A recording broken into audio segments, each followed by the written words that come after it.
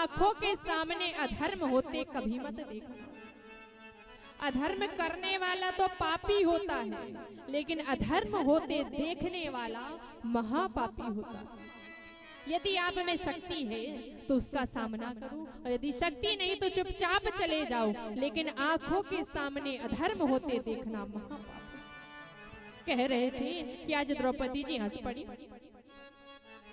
पितामह कहते हैं, द्रौपदी मैं यहाँ ज्ञान देता हूँ और तुम हंस रही हो। द्रौपदी जी घबरा गए। क्यों? पितामह के सामने हंसना छोटी मोटी बात थोड़ी। घबरा गए। पितामह मुझे क्षमा कर। नहीं बेटी, कोई भी कुलवती स्त्री सभा में हंसती नहीं है। तुम हंसी हो तो इसका कोई कारण है, बताओ हंसी क्यों? द्रौपदी जी कहती, पितामह आज तो आप बड़ा ज्ञान दे रहे हो कि आंखों के सामने अधर्म होते नहीं देखना चाहिए, महापाप है। लेकिन ये महापाप तो आपने भी किया है।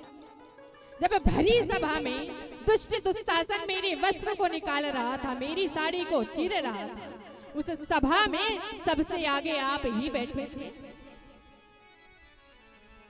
तो ये अधर्म, ये महापाप तो आपने भी किया। आप यदि एक इशारा कर देते ना तो मजाल नहीं थी उस दुशासन की कि मेरी साड़ी को स्पर्श भी करता, लेकिन आपने ऐसा नहीं किया। ये महापाप आपने भी किया है और आज ज्ञान देते हो कि महापाप नहीं करना चाहिए। पितामह रोने लगे, बेटी मैं मानता हूं मुझसे महापाप हुआ, और इसी पाप के प्रायश्चित के लिए आज मैं बाणों की शैया पर लेटा हूं। 54 दिन से शैया पर लेटा हूं।